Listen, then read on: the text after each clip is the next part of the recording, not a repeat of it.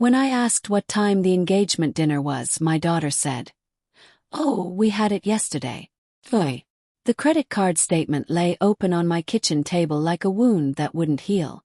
$17,000. Wedding flowers, catering deposits, venue fees, all charged to the card I'd foolishly added Zoe to for emergencies 3 years ago. My daughter's wedding. Expenses paid with my teacher's pension and the small inheritance from Donald's life insurance. I traced my finger along the itemized charges, each one a small betrayal. Enchanted Gardens florist, $3,200. Bella Vista Reception Hall, $8,500. Morrison's Catering, $4,800. The numbers blurred as my eyes filled with tears I refused to let fall. At 62, I should have known better. I should have learned by now that my children's love came with price tags attached. The house felt cavernous around me, filled with the echoes of a family that had slowly, methodically erased me from their lives. Donald's reading chair still sat by the window. Though he'd been gone 4 years now, I'd kept everything exactly as it was the day he died, partly from grief, partly from the desperate hope that maintaining the familiar would somehow keep me tethered to a time when I mattered to someone. My phone buzzed against the granite countertop. The kitchen island Donald had surprised me with for our 20th anniversary. Text from Zoe. "Hey, Mom, can you pick up some groceries for us? Running late from wedding stuff. Just the usual. Thanks." The usual. As if I were hired help. As if the $17,000 I'd unknowingly funded her dream wedding with meant nothing. As if I were nothing. I set the phone face down and returned to the statement, running calculations in my head. My monthly pension was $2,800. After the mortgage, utilities, and basic expenses, I had perhaps $400 left each month. At this rate, paying off Zoe's wedding would take me. The front door slammed, followed by the familiar sound of my son Jerry's heavy footsteps. He'd moved back in 6 months ago after his divorce, claiming he needed time to get back on his feet. At 34, Jerry had perfected the art of temporary arrangements that became permanent impositions. "Mom, I need to borrow your car tonight," he called from the hallway. Not bothering to come into the kitchen.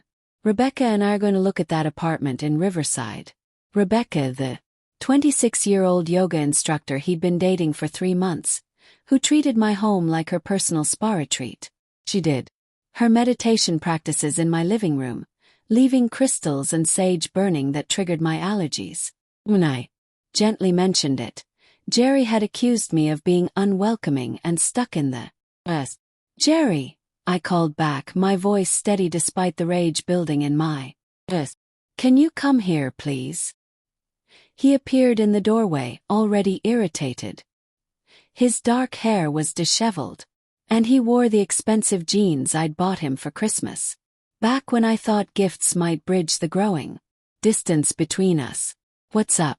I'm kind of in a hurry." I gestured to the credit card statement. "Did you know about this?" Jerry's eyes flicked to the papers, then away. A tale I'd learned to read when he was 10 years old and stealing cookies from the jar. "Know about what?" "Your sister charged $17,000 to my credit card for her wedding." A pause, then a shrug that made my blood run cold. "Yeah, she mentioned something about that. Look, Mom, it's just money. You can afford it. And Zoe's been so stressed about the wedding." "Just money." The words came out sharper than I intended. "Jerry, this is my entire emergency fund." It's a loan," he said, examining his fingernails. "She'll pay you back eventually. Besides, you've got the house, your pension. You're fine." Stared at my son, this man I'd raised, whose scraped knees I'd bandaged, whose dreams I'd supported through 2 failed business ventures and a marriage that ended because he couldn't hold a job longer than 8 months. Who now stood in my kitchen in my house where he paid no rent, dismissing my financial security as inconsequential. "Where's Zoe's engagement dinner?" I asked, suddenly changing tactics. Jerry froze. What? The engagement dinner. I haven't received an invitation. When is it? Another pause. Longer this time. Yeah, I think they might have already had it. Like a small thing. You know how Zoe is about keeping things intimate. The lie hung in the air between us like a physical thing. Could feel it settling into my bones, joining the accumulated weight of 1,000 small exclusions, dismissals, and casual cruelties. Birthday dinners. I wasn't invited to grandchildren's recital. I learned about through Facebook posts. Family photos I wasn't included in because you never like how you look in pictures, Mom. You see. I folded the credit card statement carefully. Precisely. And the wedding. Will I be attending that? Of course you're invited to the wedding, Mom. Don't be dramatic. Dramatic. As if asking to be included in my own daughter's life was theatrical overreach. Keys are on the hook, I said. Quietly. Try to have the car back by midnight. Jerry grabbed the keys and paused at the doorway. For a moment I thought he might apologize. Might acknowledge the hurt in my voice. Instead he said, "Oh, and Rebecca's going to stay over tonight. We'll try to keep it down." The front door slammed again, leaving me alone with the credit card statement and the growing realization that somewhere along the way, I'd become a stranger in my own life. I walked to Donald's chair and sat down heavily. Outside, the neighborhood was settling into evening routines. Mrs. Duncan across the street was watering her garden. The Morrison kids were riding bikes in their driveway. Normal families doing normal things. While I sat surrounded by the debris of relationships I'd spent decades nurturing, only to discover they were built on my utility rather than my worth. My phone buzzed again. Another text from Zoe. Forgot to mention. You handle the catering deposit for next month. It's only like $2,000. Dad's life insurance should cover it, right? You're the best. Only $2,000. Dad's life insurance should cover it. Donald's life insurance, which had already been decimated by his medical bills, Jerry's last business opportunity, and now Zoe's dream wedding. The life insurance that was supposed to ensure I could age with dignity. That was my safety net for the inevitable medical expenses and care I'd eventually need. I stared at the text until the words blurred.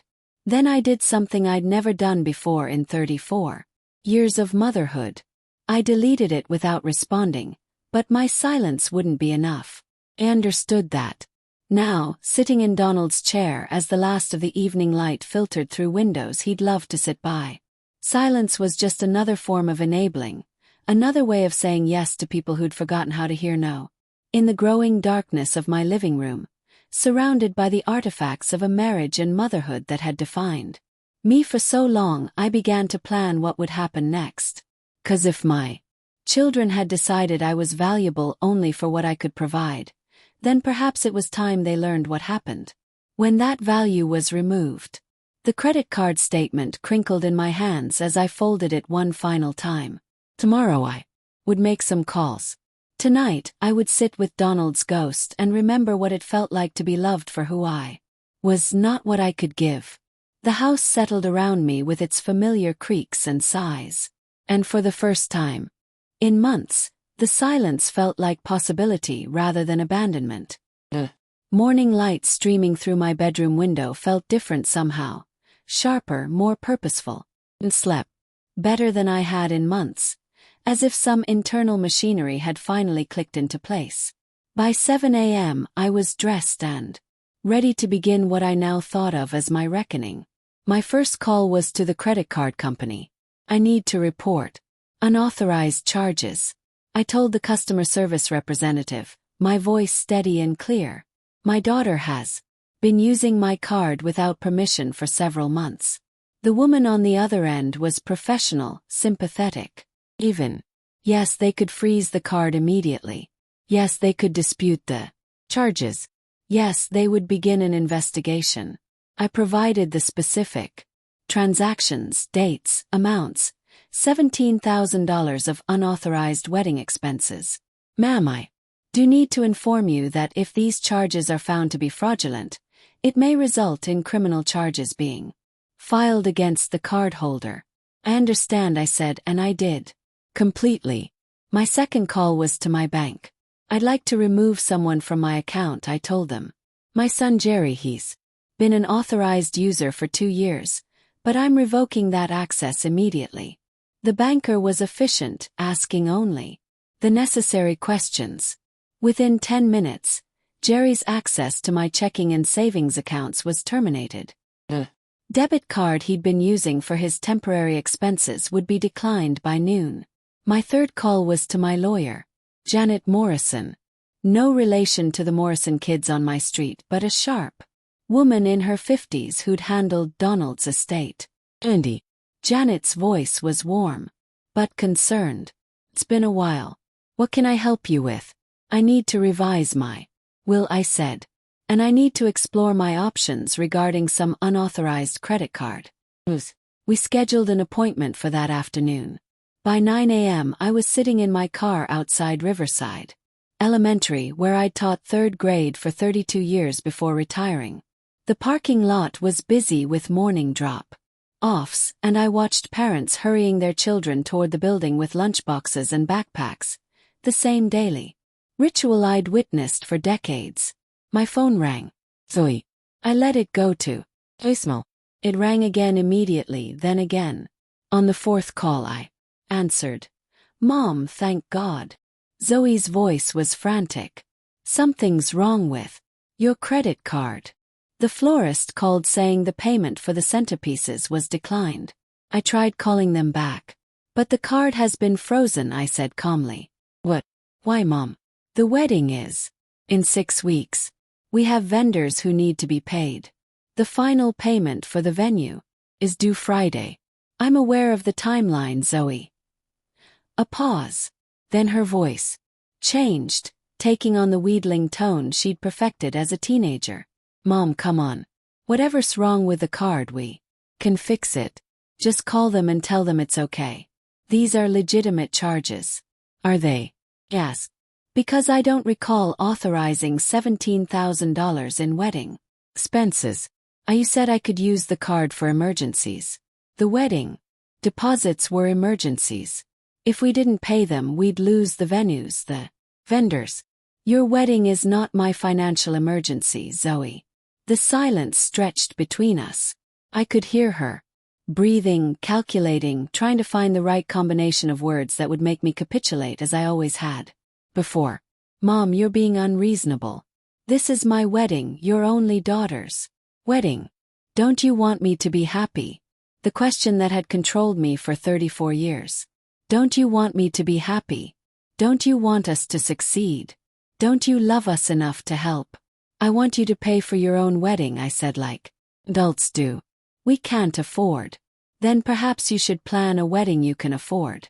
Hung up. The phone immediately started ringing again. I turned it off. At 11 a.m., I was at the hardware store purchasing new locks for my front and back doors. The elderly clerk, a man I'd seen there for years, helped me load them into my car. Changing locks is easier than most folks think, he said conversationally. YouTube's got videos for everything these days. I thanked him and drove home, where I found Jerry's car in my driveway and Rebecca's yoga mat spread across my living room floor. The smell of sage hung heavy in the air, making my eyes water.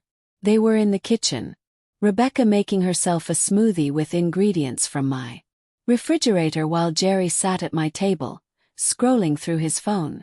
Mom, finally, Jerry said without looking up. Something's wrong with my debit card. And Zoe's been trying to call you all morning. She's freaking out about some wedding payment thing. The card was declined because I closed your access to my accounts, I said, setting my purse on the counter. And I'm aware of Zoe's situation. Rebecca looked up from the blender, her perfectly highlighted hair catching the light. Oh my God, Sandy, you scared us. Jerry thought maybe you'd had a stroke or something, making such weird financial decisions. Weird financial decisions. This 26-year-old woman who contributed nothing to my household had An opinion about my financial decisions.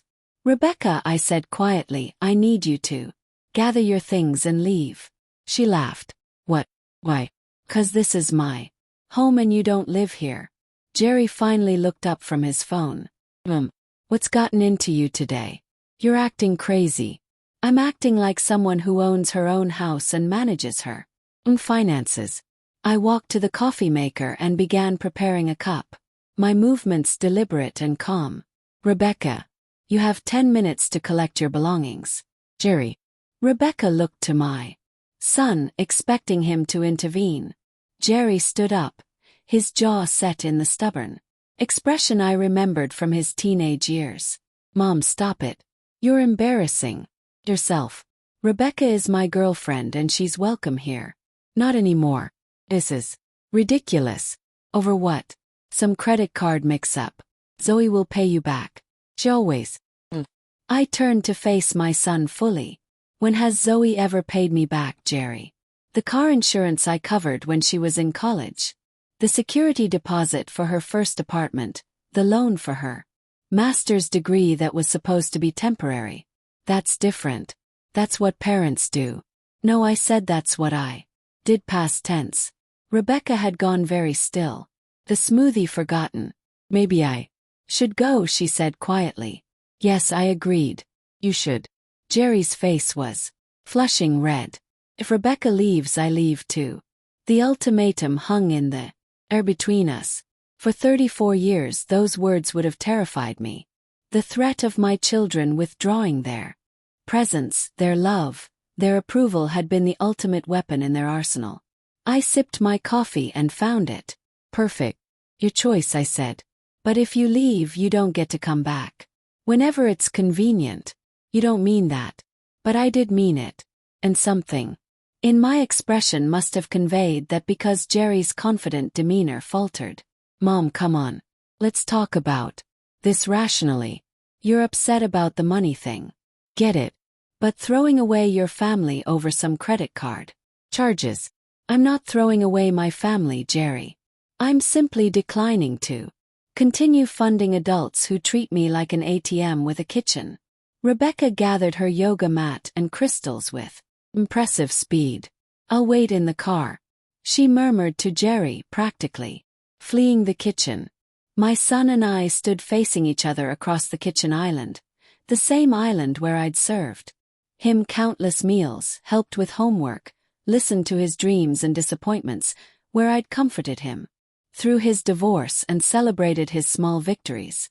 This isn't you, Mom, he said, his voice softer now, trying a different approach. You're not cruel. You don't cut people off. You're the one who keeps the family together. I agreed. But keeping a family together requires more than one person's effort. My phone, which I'd turned back on, buzzed with another call from Zoe. I looked at the screen and deliberately let it go to voicemail. Zoe's probably crying right now. Jerry said her wedding is ruined. Her wedding is not ruined. She simply needs to find a way to pay for it herself. With what money?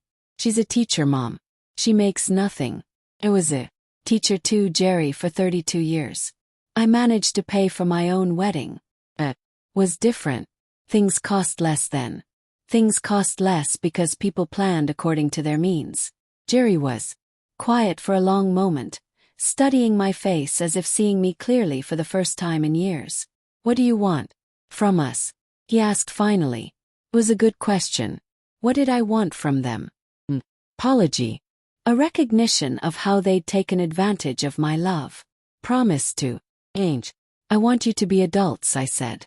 I want you to take responsibility for your own lives and decisions. I want you to stop treating me like a resource to be exploited. And if we don't, then you'll discover what life looks like without my financial support. Jerry grabbed his jacket from the back of the thing. You want to play hardball? We can play hardball, but don't expect us to come crawling back when you get lonely and realize you've alienated the only people who love you. The only people who love you. The casual cruelty of it took my breath away for a moment. Goodbye, Jerry, I said. He slammed the door hard enough to rattle the windows.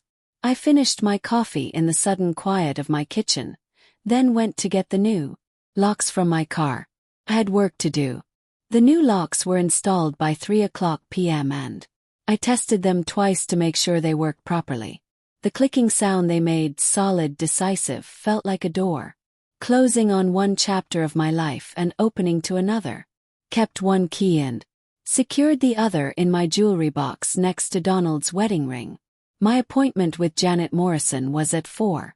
Her office, downtown, still smelled of leather and old books, the same comforting scent I remembered from when she'd helped us navigate Donald's final months. Janet herself looked exactly the same. Silver, hair pulled back in a neat bun, reading glasses perched on her nose, sharp eyes that missed nothing. "Sandy," she said, gesturing to the chair across from her. "Mahogany desk. You sounded upset on the phone. Tell me what's happened." I laid out the situation methodically. The unauthorized credit card charges, the pattern of financial exploitation, the casual dismissal of my concerns, the exclusion from family events.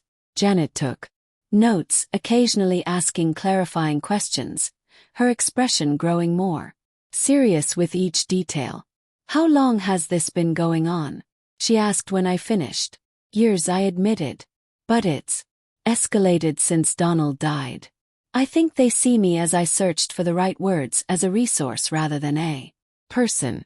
Janet set down her pen and leaned back in her chair. "Sandy, what you're describing could constitute financial elder abuse. The credit card charges alone. I don't want to press criminal charges," I said quickly. "I just want them to understand that there are consequences to their choices." "Understood. Let's talk about your will first, then we'll discuss your other options." My current will, drafted shortly after Donald's death, left everything equally between Jerry and Zoe. The house, my retirement accounts, Donald's life insurance policy, all split down the middle with Jerry as the executive. "I want to change everything," I told Janet.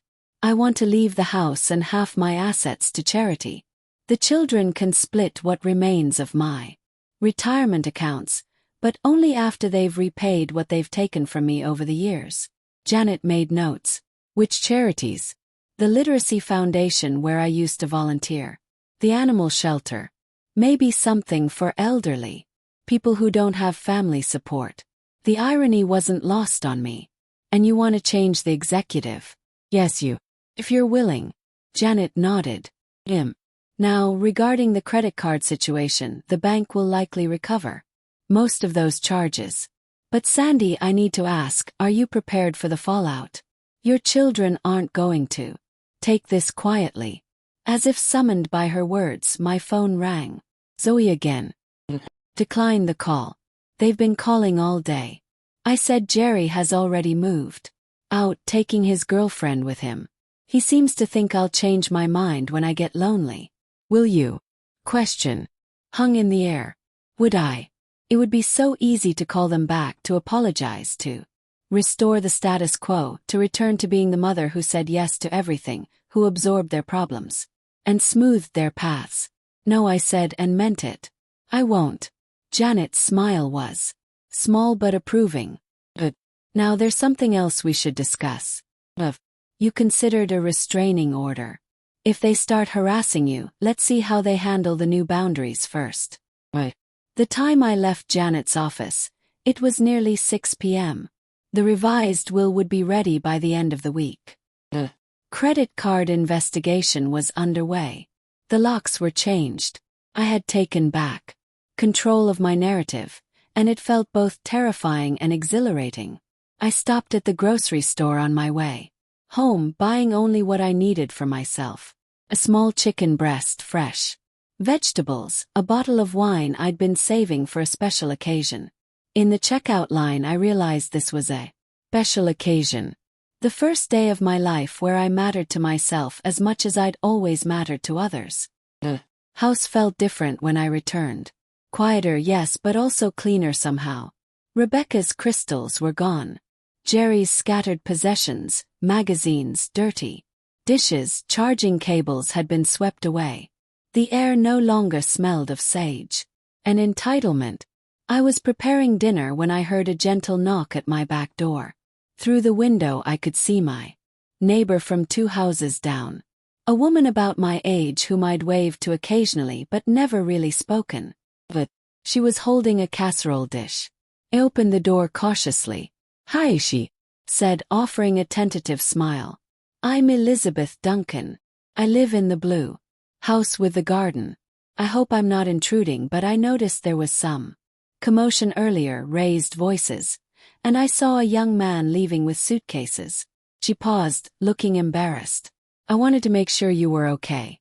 Elizabeth Duncan, Mrs. Duncan. I'd been watching her tend her garden for years, admiring her roses and vegetable plots. But we'd never done more than exchange pleasantries about the weather. "I'm fine," I said automatically, then caught myself. Actually, that's not entirely true. I'm having a difficult day, but I'm handling it.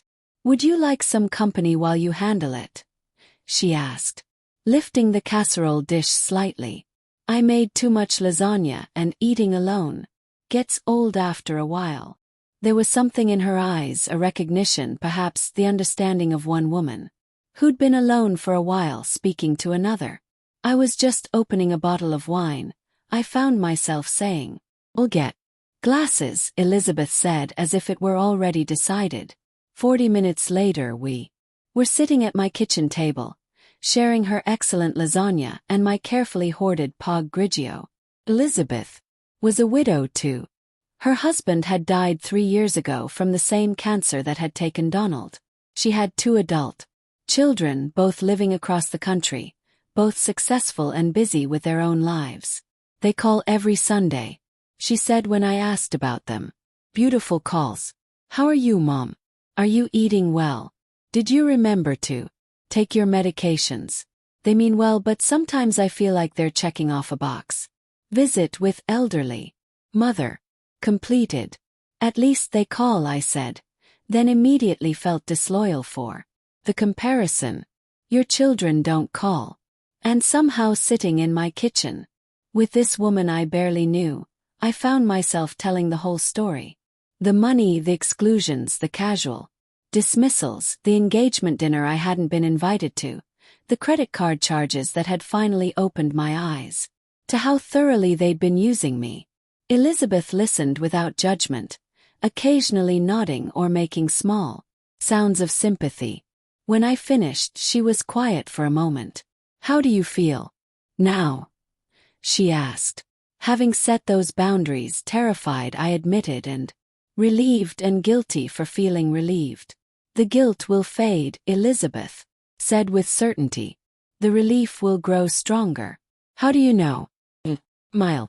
And for the first time, I noticed she had laugh lines around her eyes and a scar on her chin that made her face interesting rather than perfect. "Because I went through something similar with my sister. Not money, but emotional manipulation. Years of being the one who always gave in, always accommodated, always sacrificed my peace for family harmony. Finally I cut contact completely." "Do you regret it?" "I regret how long it took me to do it." My phone buzzed with a text. "Zoe, Mom, please call me back. I'm scared and I don't know what to do about the wedding. I'm sorry if I upset you, but please don't punish me for using the card when you said it was for emergencies." I showed the message to Elizabeth, who read it with a thoughtful expression. "Still playing the victim," she observed. "Notice how she's sorry if she upset you. Not sorry for taking $17,000 without permission. And she's reframing theft as punishment." I hadn't noticed the careful wording, but Elizabeth was right. Even in her apology, Zoe was manipulating the narrative. "What would you do?" I asked. "What feels right to you?" I looked at the message again, feeling the familiar tug of maternal guilt. Zoe was scared. Zoe needed help. Zoe was sorry. Or at least she said she was. But underneath that guilt was something new. A clear-eyed recognition of the pattern, the crisis, the appeal to my emotions. The subtle blame shifting. The expectation that my love would override my judgment. I deleted the message. Without responding. Good, Elizabeth said simply. We talked until nearly 10 o'clock p.m. About books and gardening and the peculiar loneliness of widowhood. About children who saw their parents as ATMs. And the difficulty of loving people who didn't see you clearly. About the courage it took to choose your own peace over others' expectations. When Elizabeth finally left, promising to return the lasagna dish the next day, I felt something I hadn't experienced in years. The beginning of a friendship that wasn't based on what I could provide, but on who I was.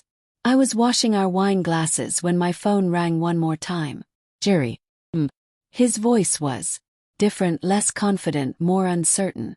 Look, maybe we got off on the wrong foot today. Rebecca and I are staying at her place tonight, but I wanted to call and talk.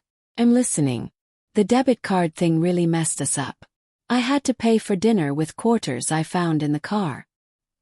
He paused, clearly expecting me to offer to fix the problem. When I didn't, he continued. Zoe's really upset. Been crying all day. The wedding venue called and said if they don't get the final payment by Friday, they're canceling the booking. That sounds stressful for her. Another pause. I don't understand what's happening. You're acting like a stranger. Maybe you never really knew me very well. Silence stretched between us. Finally, Jerry said, so what now? We just don't talk anymore. We can talk anytime you want, Jerry. But the conversation will be different now. Different how? Won't be giving you money. I won't be solving your problems. I won't be pretending that being taken advantage of is the same thing as being loved. Jesus, Mom, you make it sound like we're criminals or something, aren't you? Question hung in the air. I could hear him breathing. Could almost feel him struggling with a response that would restore the old dynamic without acknowledging any wrongdoing. I need to think about this, he said finally. Take all the time you need, I told him and meant it. After he hung up, I sat in my quiet kitchen, surrounded by the evidence of an evening that had surprised me. 2 wine glasses, the lingering scent of Elizabeth's homemade lasagna, the sense that perhaps there was life beyond the boundaries I'd always accepted. Tomorrow would bring new challenges. Zoe would escalate her appeals. Jerry would try different tactics. They would involve other family members, mutual friends, anyone who might pressure me to return to my former role. But tonight, for the first time in years, I went to bed feeling like I was exactly where I belonged. The siege began on Thursday morning. I woke to find Zoe's car in my driveway and my daughter sitting on my front porch, still in yesterday's clothes. Mascara streaked down her cheeks. Through the window, I could see she'd been crying for hours. I made coffee and toast, took my time getting dressed, and finally opened the front door at 8:30. Zoe's voice was hoarse. I've been here since 5 a.m. We need to talk. Good morning, Zoe. You look terrible. She struggled to her feet, swaying slightly. I didn't sleep. Can't eat. The wedding is ruined and I don't understand why you're doing this to me. I'm not doing anything to you, I said calmly. Simply not doing things for you anymore. The venue Ken led. They called yesterday afternoon. The final payment was due and when they couldn't process it, she dissolved into fresh tears. 2 years of planning, Mom. 2 years. And now we have nothing. I studied my daughter's face. Really looked at her. Perhaps for the first time in months. At 31, Zoe still had the ability to make herself look like a wounded child when she wanted something. Her fiancé, David, a decent man from what I knew of him, probably had no idea how skilled she was at emotional manipulation. What does David think about all this? Yes. David doesn't know, she said quickly. I haven't told him about the money problems. He thinks everything's paid for. Mom, please, I'm begging you. Just this once, help me fix this. Just this once, the phrase that had preceded every financial request for the past decade. Zoe, sit down, I said, settling into one of the porch chairs Donald had built years ago. We're going to have a Conversation, but it's not the conversation you're expecting. She perched on the edge of the other chair, like a bird ready to flee. If this is about paying you back, I will. Promise. Once David and I are settled after the honeymoon, when did you decide I wasn't worth including in your engagement dinner? The question clearly caught her off guard. What? Engagement dinner. When did you and David decide that your father's death meant I was no longer family? Zoe's mouth opened and closed like a fish. That's not, it wasn't like that. It was just immediate family. David's parents, his sister. I am your immediate family. Zoe, I'm your mother. I know that. But when did you decide that using my credit card without permission was acceptable? You said I could use it for emergencies. A wedding is not an emergency. A wedding is a choice. And even if it were an emergency, $17,000 requires a conversation. Zoe's composure was cracking. Fine. I should have asked first. I'm sorry, but the damage is done now, and we can fix it if you'll just. Well, the word hung between us like a physical barrier. Zoe stared at me as if I'd spoken in a foreign language. What do you mean? No, I mean I'm not fixing your problems anymore. I'm not paying for your choices anymore. I'm not being treated like an ATM with a house attached anymore. You're my mother. Yes, I said quietly. And for 31 years, I've shown you what unconditional love looks like. I've sacrificed, supported, and enabled you through every crisis and poor decision. And in return, you've learned to see me as a resource rather than a person. Zoe was crying again. These tears were different. Angry, frustrated. So what? You're just going to abandon me.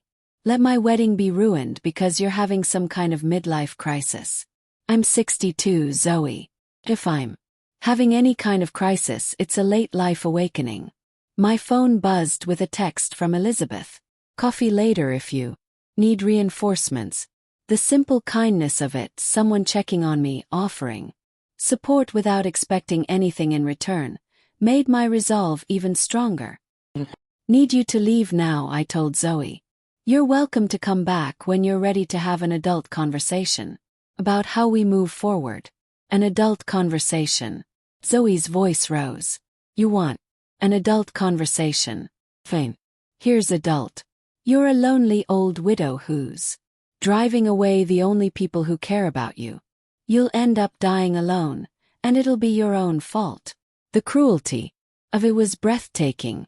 Donald had been dead 4 years, and she was weaponizing my grief and fear of abandonment to manipulate me into compliance. Goodbye, Zoe, I said, standing up and walking toward my front door. Mom, wait. The panic in her voice was real now. I'm sorry. I didn't mean that. I'm just scared and upset. And I closed the door and turned the deadbolt. Zoe pounded on the door for several minutes, alternating between apologies and threats before finally driving away. I watched from my window as she sat in her car for another 20 minutes, probably calling Jerry or David or anyone who might convince me to change my mind. Around noon, the cavalry arrived. First came Jerry's ex-wife, Jennifer, someone I'd always liked despite the divorce. She rang the doorbell and stood on my porch with her hands clasped in front of her, looking uncomfortable. Hi, Sandy, she said when I opened the door. Jerry asked me to come talk to you. How are you, Jennifer? How are the kids? They're good, growing fast.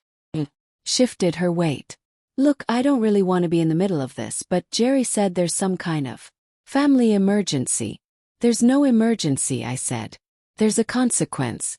I invited her in for coffee and told her the truth about the financial exploitation, the exclusions, the pattern of taking advantage of my love and generosity. Jennifer listened with growing discomfort. I had no idea, she said. Finally, Jerry always made it sound like you were happy to help. I was past. He's really struggling, Sandy. The divorce was expensive and his job situation. She trailed off, realizing she was making my point for me. Jennifer You manage to support yourself and 2 children on a teacher's salary. If Jerry is struggling, it's because he's never learned to live within his means. She left shortly after, clearly regretting her involvement. At 2 p.m., David arrived. Zoe's fiancé was a software engineer, quiet and thoughtful someone who'd always treated me with respect. When I opened the door, he looked genuinely distressed. "Mrs. Patterson," he said, "I hope you don't mind me coming by. Zoe told me about the wedding situation and I wanted to apologize." This I hadn't expected. Apologize for what, David? I had no idea Zoe had charged so much to your credit card without asking. She told me you'd offered to help with the wedding expenses and I thought, well, I thought it was your gift to us. He ran his hand through his hair. If I'd known she was taking money without permission, I never would have allowed it. For the first time in days, I felt a flicker of hope. Here was someone taking responsibility, showing genuine remorse.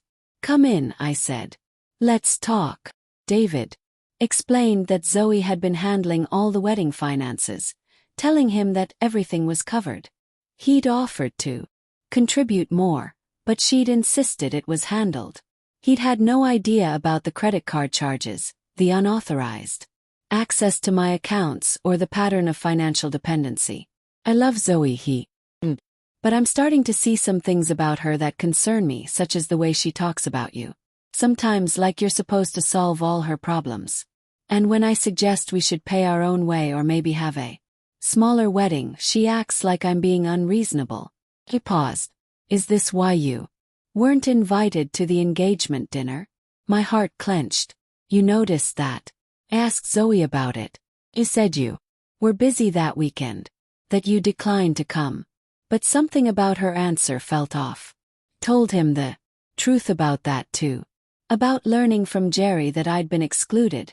About the pattern of being left out of family gatherings. About being made to feel like an inconvenience in my own daughter's life. David's face grew increasingly troubled. "Mrs. Patterson, I'm so sorry. Had no idea. If I'd known, I would have insisted you be included.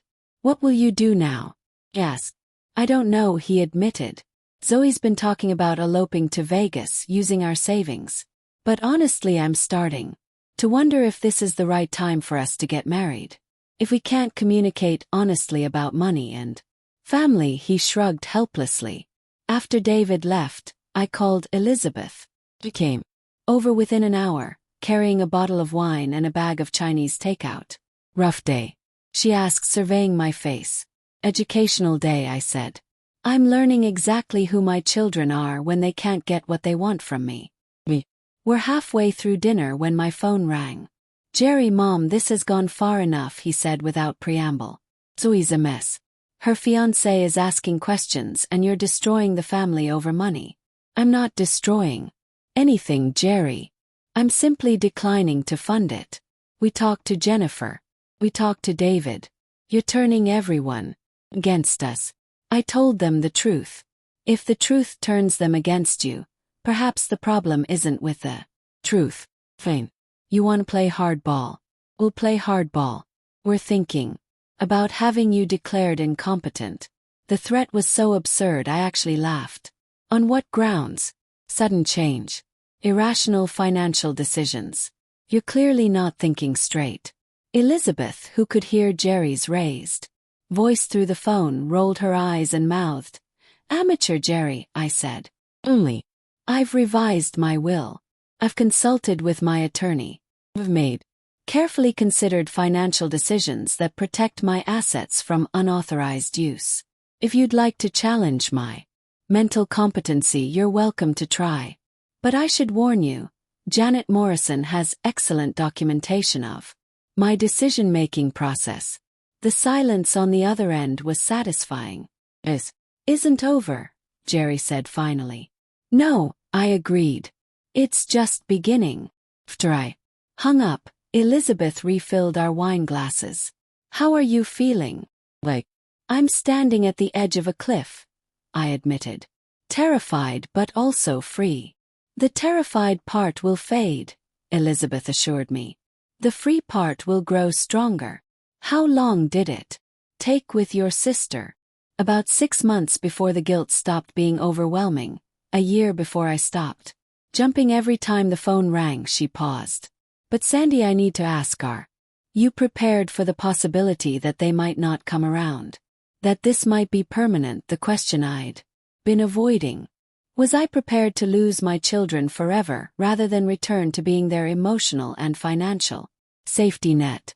I thought about Zoe's cruel words about dying alone, about Jerry's threats and manipulations, about 34 years of being taken for granted, dismissed and excluded. Then I thought about Elizabeth's friendship, freely given, about David's genuine respect and remorse, about the peace I'd felt in my own home for the first time in years. Yes, I said, I think I am. Inside. The sun was setting over my neighborhood, painting the sky in shades of pink and gold. Tomorrow would bring new challenges, new attempts at manipulation, new tests of my resolve. But tonight, I was a woman who mattered to herself as much as she'd always mattered to others.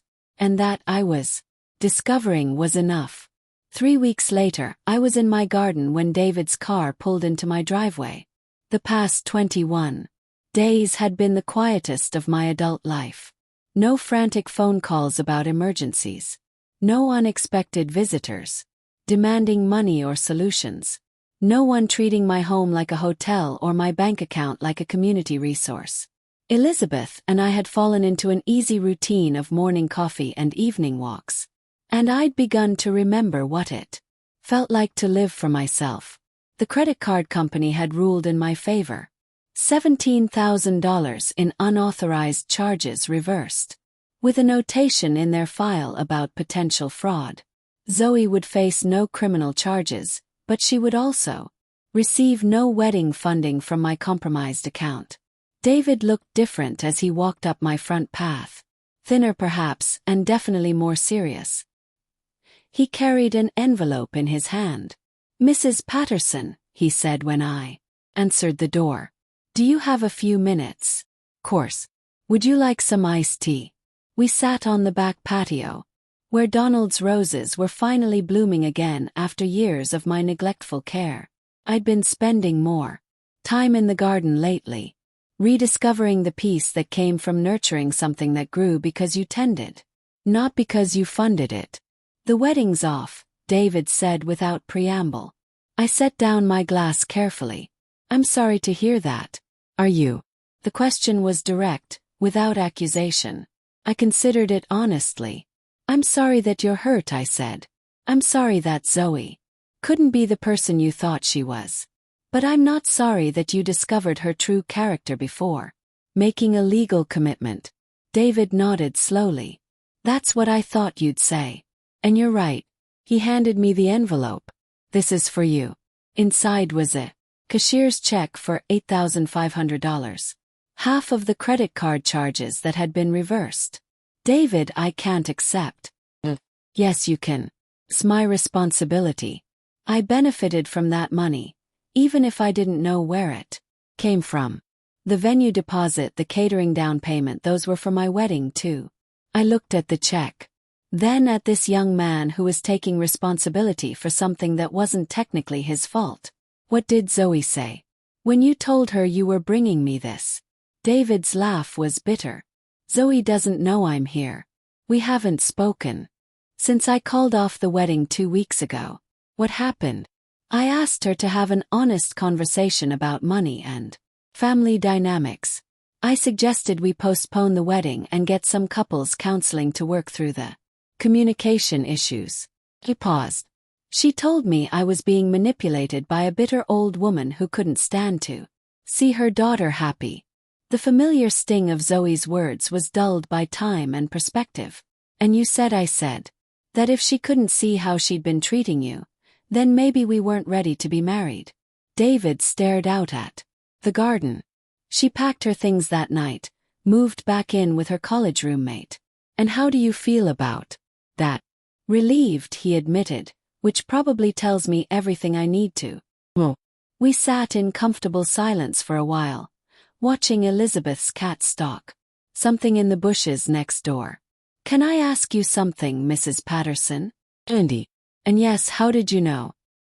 Did you finally decide to stop enabling her? I thought about the credit card statement spread across my kitchen table, about Donald's empty chair, about the slow accumulation of small cruelties that had finally reached critical mass. I realized I was grieving someone who was still alive. I said I was mourning the daughter I thought I had while ignoring the woman she'd actually become. David nodded. Think I was doing something similar. After he left, I sat alone on the patio with his check in my hands. It represented more than money. It was acknowledgement, respect, responsibility, everything my own children had failed to offer. My phone rang. Elizabeth, how did it go with David? She asked. How did you know he was here? I may have been watering my plants near the fence. Coincidentally, I laughed. It went well. He's a good man. And Zoe is about to learn what life looks like without a safety net. That evening, I was reading on the porch when a car I didn't recognize pulled up. Zoe got out of the passenger side, followed by a woman about her age. The college roommate, I assumed. Zoe looked different. Her hair was pulled back in a messy ponytail. Her clothes wrinkled. The polish of her previous visits had been replaced by something raw, more desperate. She said, stopping at the bottom of the porch steps. We need to talk. Good evening, Zoe. Hello, I said to her companion. This is Melissa, Zoe said impatiently. Look, I know you're mad at me, but this has gone too far. David's gone. The wedding's off. Basically, homeless. You're staying with Melissa. Melissa's couch in a studio apartment. Mom, I need to come home. There it was. The inevitable conclusion to her string of poor decisions and burned bridges. When everything else failed, return to the mother you'd systematically excluded and exploited. No, I said. What do you mean no? I mean this isn't your home anymore. You made that clear when you decided I wasn't family enough to invite to your engagement dinner. Zoe's friend shifted uncomfortably. Maybe I should wait in the car. Maybe you should. I agreed. Melissa retreated quickly, leaving Zoe and me alone under the porch light Donald had installed decades ago. Mom, please. I know I made mistakes. I interrupted. Zoe, you stole from me. You lied to your fiancé about it. You excluded me from family events while expecting me to fund your lifestyle. You called me a bitter old woman when I finally set boundaries. I was upset. You were honest, I said, quietly. For the first time in years, you told me exactly what you think of me. Zoe started crying, but these tears felt different from her previous performances. More genuine, perhaps. Or maybe I'd simply become immune to the manipulation. I don't have anywhere else to go, she whispered. You're 31 years old, Zoe. You have a master's degree and a teaching job. Figure it out. Or really going to let me be homeless? You're not homeless. You have options. You simply don't like them. Zoe wiped her nose with the back of her hand. What do you want from me? An apology. Fine. Sorry. I'm sorry I used your credit card. I'm sorry I didn't invite you to the dinner. I'm sorry I said those things about you dying alone. The apology felt hollow, delivered like a transaction. Sorry as currency. Remorse as payment for restored privileges. What are you sorry for, Zoe? I just told you. No, you told me what you did. I'm asking what you're sorry for. She stared at me, clearly confused by the distinction. Don't understand what you want me to say. I want you to understand the difference between regretting consequences and regretting choices. Between being sorry you got caught and being sorry you hurt someone. You're playing word games. I'm trying to have a conversation with my daughter, but I'm beginning to think that person doesn't exist anymore. The truth of it settled between us like dust. Zoe opened her mouth to argue, then closed it. Part of her, buried beneath years of entitlement and manipulation, seemed to recognize the accuracy of my assessment. So what now? She asked finally. We just don't have a relationship anymore. We can have a relationship, I said, but it will be different. It will be based on mutual respect rather than financial dependency. It will require you to treat me like a person rather than a resource. And if I can't do that, then you've answered your own question. Zoe stood there for a long moment, clearly struggling with concepts that should have been basic to any healthy relationship. Finally, she turned and walked back to Melissa's car without another word. I watched them drive away, feeling something I hadn't expected. The next morning, Jerry called. Zoe told me what happened last night. He said, "Mom, this is insane. She's your daughter. She's an adult who made adult choices. I'm allowing her to experience adult consequences. You're destroying the family." "No, Jerry. I'm choosing not to be destroyed by it anymore." There was a long pause. "So that's it. You're just done with us." "I'm done being used by." "There's a difference. What if we change? What if we, I don't know, pay you back, treat you better?" It was the first time either of my children had even acknowledged that their behavior needed changing. "Then we'll see what happens," I said. "But change has to be real, Jerry. Not just words designed to restore your access to my resources." "How do we prove it's real?" "You don't prove to me. You prove it to yourselves by becoming the kind of people who don't need to prove it." After we hung up, I sat in Donald's chair and looked out at the life I'd built for myself in the weeks since I'd reclaimed my agency. The garden was thriving. My friendship with Elizabeth had deepened into something precious and sustaining. I'd started volunteering at the literacy center again, rediscovering the joy of helping people who appreciated rather than expected my assistance. David's check sat on my desk, already deposited into an account my children could never access, but more valuable than the money was what it represented. Proof that I was capable of inspiring respect rather than just dependency. My phone buzzed with a text from Elizabeth. "Coffee date with that new widow from Riverside Elementary this afternoon. I thought you might like her." I smiled and typed back, "Yes, looking forward to it." For the first time in decades, I was looking forward to things. To conversations that didn't revolve around crises or demands, to relationships built on choice rather than obligation, to a future where I mattered to myself as much as I'd always mattered to others. Inside, Mrs. Duncan's roses were blooming, and mine were finally catching up. I had work to do in the garden, friends to meet, books to read, a life to live on my own terms. The siege was over. I had won not by defeating my children, but by refusing to defeat myself for their convenience any longer. In the end, the greatest victory was the simplest one, remembering that I was worth more than what I could provide and having the courage to live accordingly. The afternoon sun streamed through Donald's favorite window, and for the first time since his death, the light felt like a beginning rather than an ending.